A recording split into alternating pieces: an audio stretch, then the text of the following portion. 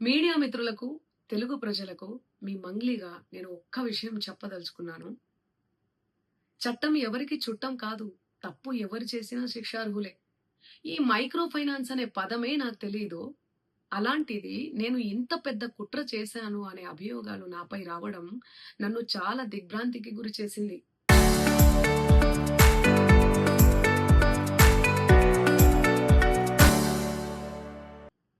నన్ను ఆదరిస్తున్న తెలుగు కుటుంబ సభ్యులకు మళ్ళీ చెప్తున్నా, మీ మంగ్లీ ఎలాంటి తప్పు చేయలేదు. ఈ కేసుకు నాకు ఎలాంటి సంబంధమూ లేదు. అబద్ధాన్ని అబద్ధమని చెప్పి ఇంత గొంతు చింపుకొని చెప్తున్నా గూడా నాపై బురద చల్లడం ఆగడమే లేదు.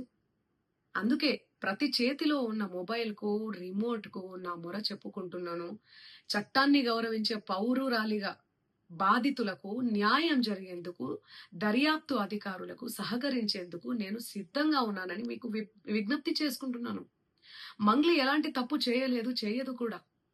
ఈ మైక్రో ఫైనాన్స్ కేసు చీటింగ్ కంపెనీకి డబ్బులు వసూలు చేసిన వివాదంలో నాకు ఎలాంటి సంబంధం కూడా లేదు. మధు నాయక్‌ను మా కమ్యూనిటీ ప్రోగ్రామ్‌లో భాగంగా నన్ను, నా తమ్ముడు శివను కలిసిన మాట వాస్తవమే. కానీ అతను చేసే వ్యాపార వ్యవహారాలు, అతని వ్యక్తిగత జీవితానికి సంబంధించినటువంటి సమాచారంపై నాకెలాంటి అవగాహన లేదు. ఈ కేసు విషయం నా దృష్టికి వచ్చిన వెంటనే నేనే స్వయంగా వెళ్లి అడ్వకేట్ సుబ్బారావుతో పాటు రమావత్ మధుపై పోలీసులకు ఫిర్యాదు చేసిన. తప్పు చేసిన రమావత్ మధు అండ్ గ్యాంగ్ పై ఖచ్చితంగా చర్యలు తీసుకోవాల్సిందే. బాధితులకు న్యాయం చేయాల్సిందే.